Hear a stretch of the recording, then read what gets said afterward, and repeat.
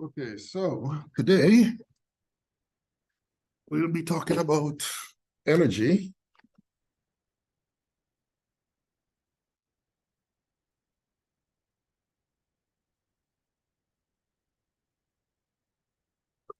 What's going on here?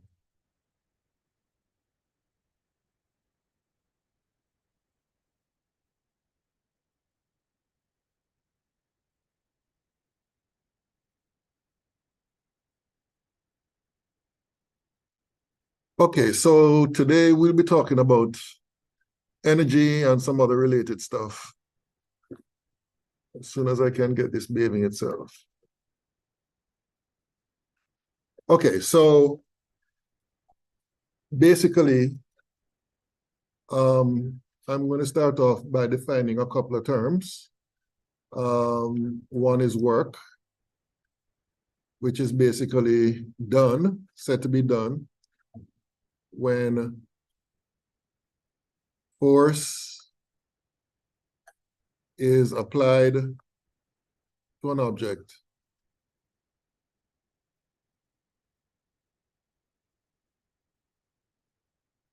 and it moves. All right. So while I'm at it, let me just say what force is. Force is a push or a pull. All right. So basically, if I'm applying force when I'm pushing on something or pulling on something, and when the result of that push or pull is an object moving, then we say work is done by the object. And then another term I need to talk about is energy. And energy is the ability or the, okay, let me just say ability to do work. And energy can be quantified, and it has a unit of joules. That's the SI unit. SI unit is joules. And then the non-metric unit or non-SI unit, non-SI unit is calories, CAL, that's the abbreviation for calories. And the unit, as I said before, is joules, spelled Joules, all right? And there's a relationship between these two units here, and that is 1 calorie is equal to 4.18 joules. And you'll find this in the tables I've provided in Canvas, all right? So you don't really need to memorize that. Okay, now, basically, another term I need to talk about is heat, which is a form of energy related to the motion of small particles. So therefore, the unit of heat would be the same as the unit of energy, calories or joules, all right? Small particles. Okay, so what we'll be talking about here is the relationship between, for any substance, the relationship between the heat and the temperature. I just remembered something. Let me define temperature. Temperature is the degree of hotness or coldness. And there are several units for temperature that is used in science. So let me say that units, the metric unit, SI unit, is the Kelvin unit, all right? But there are some other units that are used as well. So K for Kelvin. And then you have degrees C for degrees Celsius.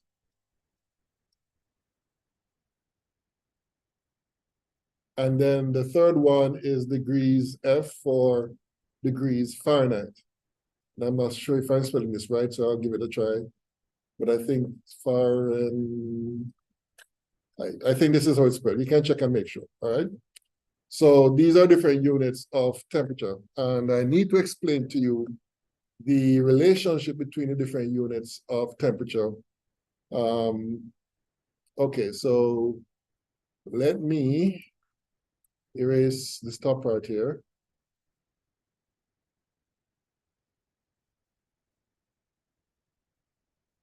So first thing I'm going to show you here is the relationship between the temperature expressed in Fahrenheit and the temperature expressed in Celsius. So temperature in Fahrenheit is equal to 9/5 times the temperature in Celsius plus 32, all right? So that's a relationship between the Fahrenheit and the Celsius units.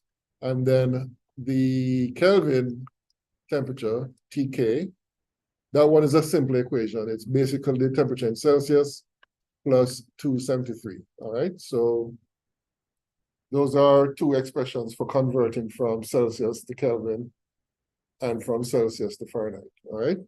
Okay, so with that out of the way, so as I was saying earlier, excuse me, what we were talking about for the most part today is the relationship between the heat that is either absorbed or lost by a system, could be like a chemical or it could be a solid, it could be anything material. The mass of that substance and the temperature of that substance. And there's one equation that ties in all those three terms, right? And it is this. Q is equal to M times C times delta T. So let me explain. Let me erase some of this stuff here so that I can explain what each of these terms mean.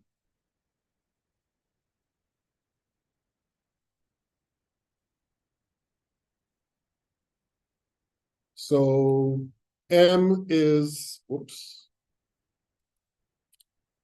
M is the mass of the substance in grams. Delta T, I don't know if you're familiar with this symbol. It's a Greek letter, delta, right? And in math, we use delta to represent change. So delta T is the change in temperature, all right? And Q here represents the heat change, all right?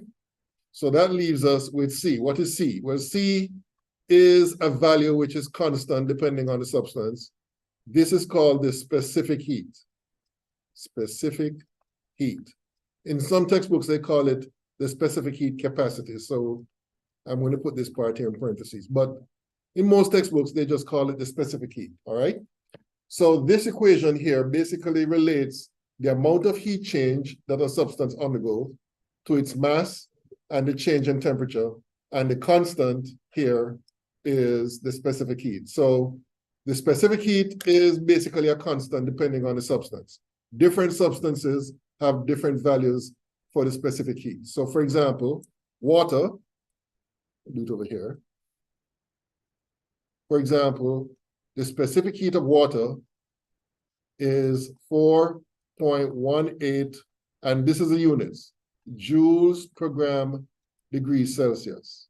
In fact, I should mention here, I forgot to mention the units over here. The heat change here would be in joules. I already mentioned that the mass is in grams. Now the change in temperature can be either in degrees Celsius or Kelvin. It doesn't matter. Numerically, that change will be the same. And therefore the heat capacity, or I should say the specific heat capacity units, would be joules over gram degrees Celsius or joules over grams Kelvin, all right? So I was mentioning over here that the specific heat of water, for example, is equal to 4.18 joules per gram degree Celsius. And if you're looking any chemistry book, you'll see in most instances a list, maybe a short list, of different substances and their specific heats. Key thing you need to remember is that different substances have different values for the specific heat, all right?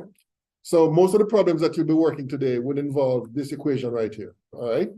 In fact, let me give you the assignment here for chapter 6.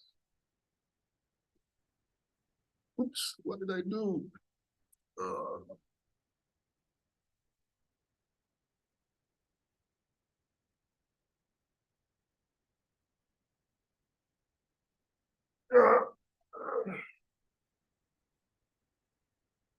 Okay, so let me bring this up on the screen so I can at least get you started with the first couple of questions. So let me go here. Let me go here. Let me go here.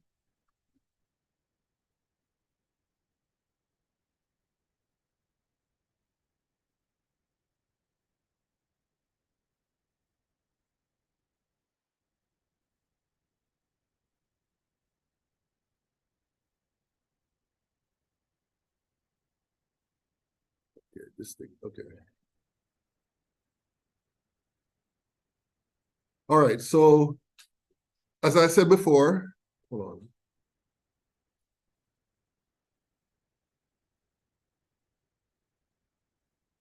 So as I said before, the equation that you'll be working with is Q is equal to M times C times delta T, all right? So let's look at the first question. So the thing about solving these problems is that you have to read the question in order to identify the different terms in the equation, all right? So the question here, number one, says a 15.75 gram piece of iron absorbs this amount of energy, right? And then it says the temperature changes from 25 degrees Celsius to 175 degrees Celsius. And the question is asking for you to calculate the specific heat, all right? Or specific heat capacity of iron.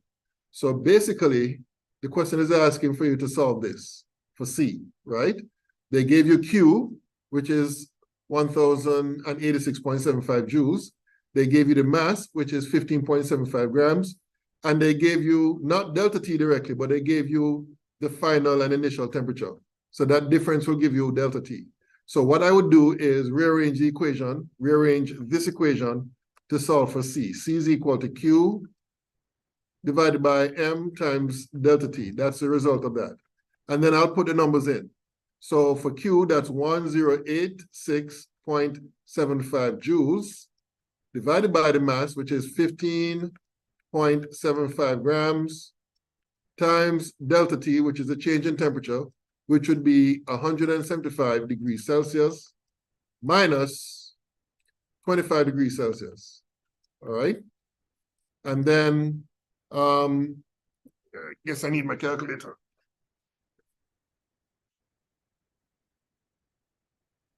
What I would do, of course, is work out what's within the parentheses first. All right. So what's within the parentheses first would be, the result of that would be 150 degrees Celsius. All right. And then I'll do the rest. So that would be 1086.75 divided by 15.75 times 150. So according to my calculations, this works out to be equal to 0.460. And in terms of the units, it's going to be joules divided by grams times degrees Celsius. So joules divided by grams times degrees Celsius. So that's basically how that will be done. All right. Any questions about this one? Any questions? Questions? All right. So let's look at the second one. Let me clear this up. And let me do this and then scroll down. Okay. So in the case of the next question, using the same equation, but this time it says how many joules of heat. So basically, they're asking here for Q, right? Are needed to raise the temperature of 10 grams, so this is the mass of aluminum, from 22 degrees to 55, so you can find delta T from that. And the question also gave you the specific heat of the alumina. So basically, you're going to use this form of the equation here. And all you have to do is plug in the values. The mass is 10.0 grams times 0.90 joules per gram degree Celsius times the change in temperature, which is 55 minus 22 degrees Celsius. And of course, I would work out this part first. That's 33 degrees Celsius, and then I'll do the rest. So that'll be 10 times 0.9 times 33. And according to, no, this I'd have to round off to two sig figs. So that would be 3.0 times 10 to the 2. And the units here would be joules, because this degree Celsius will cancel out that. This gram unit will cancel out that. So the only unit remaining would be the joule unit. All right? And that's it. All right? Any questions about that? Any questions? So based on those two, you should be able to do the rest. All right, so you can just complete that. And if you have any questions, of course, let me know.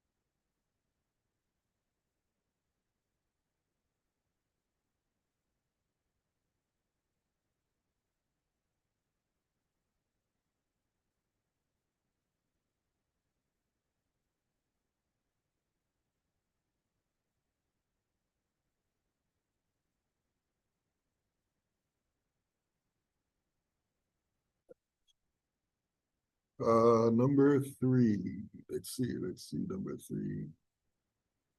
Once you calculate, it has the change in temperature that you have to calculate. Okay, so in this case, it's asking the final temperature. Let me bring this back up. So once the final, so after you find the change. Change. Add the initial. And then that's the answer. Hold on, let me see. Okay. After you find the change, then yes, you add it to the initial temperature, and I will give you the final temperature. Yeah. Okay, got it. Mm.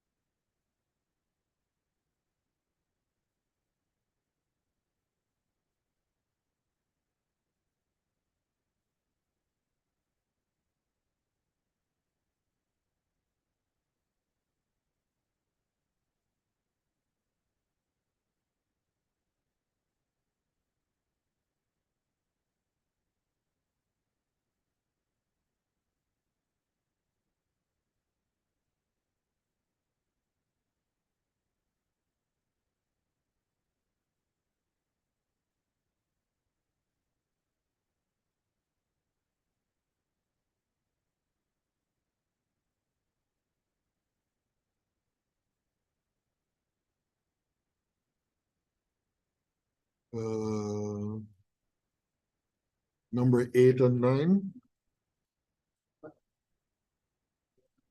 Right, so kilo means 1,000. So you have to convert, let me put this down there.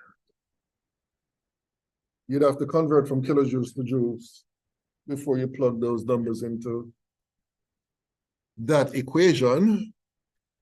Let me publish.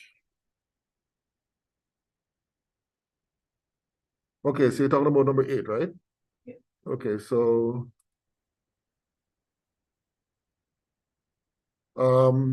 the question is asking for the final temperature, right? The question gives you the mass. The question gives you the specific heat. And the question gives you the initial temperature, right? And they gave you this amount of heat, right? So first thing I'll do, like he was suggesting earlier, solve for delta T. Delta T will be equal to Q divided by M times C. So what you're asking about is this. What should you do with that? Well, it's 1.0 kilojoules. You have to convert it to joules. And the way you do that is that you multiply by 1,000 joules over 1 kilojoules. That's how you convert it. Then you divide by the mass, which is 150.0 grams, times the specific heat, which is 0.96 joules over gram degrees Celsius, and then you work that out. So that becomes 1,000 divided by 150 divided by 0.96. So according to my calculations, this works out to be equal to 6.9 degrees Celsius. So therefore, to find the final temperature, that would be equal to the initial temperature, which is 25 degrees Celsius, plus the 6.9 degrees Celsius. So 25 plus 6.9. So I'd have to round that off to the nearest whole number, which is 32 degrees Celsius.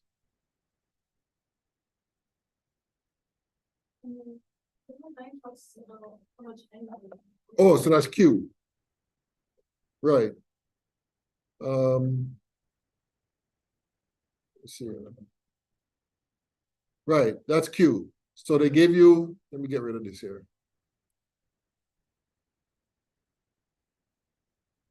Okay, so they gave you the mass. They gave you the initial and the final temperature. And they gave you C. So they gave you everything that you need to calculate Q. And I have a question. Yes, sir. Number 7. So I'm sure we convert the calories into joules, right? Let me see, number 7. Yes. Okay. And if my answer came out with 3 decimal places, do I keep the 3 decimal places or do I convert that into 2 decimal places? I'd have to see. Hold on. Let me see what the calculation will give. Okay, so the question is asking for C, right? So C is equal to Q over the mass times change in temperature, right? And they gave you Q, which is 47.3 calories, right? Yep. No, what you'd have to do to that is convert it to joules, right? And remember, I said that 1 calorie is equal to 4.18 joules, right? And then you divide that by the mass, which is 55.00 grams, times the change in temperature. Now, according to the question, the temperature rises by 15 degrees Celsius. So that's a change. So you're going to put that value here. So let's see what that gives. 47.3 times 4.18 divided by 55 divided by 1.5. Oh, shoot. Okay, let me do this again. 47.3 times 4.18 divided by 55 divided by 15. Okay, so the answer I got is, you have to round off to 3 sig figs. No, yes, 3 sig figs. So this is what I got, 0.240. And then the units will be joules over grams degrees Celsius. Mhm.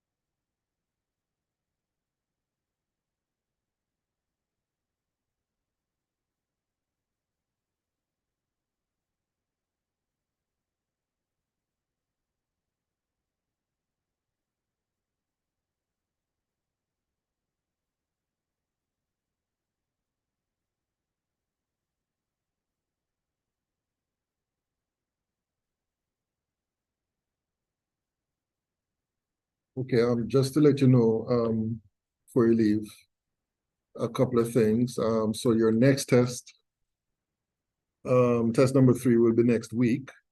And that would include the last 2 assignments, the topics covered by the last 2 assignments. And this assignment, I'm going to grade this assignment and get it sent back to you today so that you can have it to review. And I'm going to post the answer keys as well. The other thing I want to let you know, you probably know about this already, that every semester, of course, you will have the opportunity to basically complete, what do you call it? A student survey of instructor or something like that. I don't remember the official name of it, where you basically, leave your comments about, what you think about the instructor teaching you about your different course and how the instructor goes about it and so on. So I want you, of course, to do so for this course. Just let me know. Well, I won't know immediately, just to let you know. You probably know this before, but whatever, when you fill out that survey, I won't see it until the end of the semester. And you won't see your fellow students' comments and so on. It would be something that only you can do in terms of completing that survey. And I would really appreciate it if you do that, because I need to get a feedback as to what you guys think about how I conduct my class and so on. So if I'm not mistaken, it opened today in my CF, and it will remain open until the end of this month. So you have some time to complete it, but I would appreciate if you can complete it so that, I can make changes where necessary in the future. All right? Perfect. So, thank you. Are you gonna, if you post anything, are you gonna put it on the announcements as far as like video wise or anything like that? There's actually, I need to actually create that video tomorrow. Or later on today. Oh, okay. Yeah, all right. So so look out for it by tomorrow. I think I'm going to create it or create them between tonight and tomorrow morning. All right? It's good. Yes, ma'am. Can I have the acid and base packet? I didn't get that last week. I wasn't here. Acid and base. Oh, here it is.